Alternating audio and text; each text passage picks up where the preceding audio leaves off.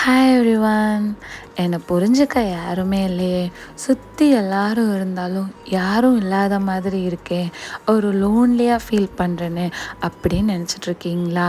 பைபிளில் ஏசாயா 41:10 என்ன சொல்லியிருக்குன்னா, நீ பயப்படாதே, நான் உன்னுடன் இருக்கிறேன், திகையாதே, நான் உன் தேவன், நான் உன்னை பலப்படுத்தி உனக்கு சகாயம் பண்ணுவேன், என் நீதியின் வலது கரத்தினால் உன்னை தாங்குவேன்னு எழுதியிருக்கு.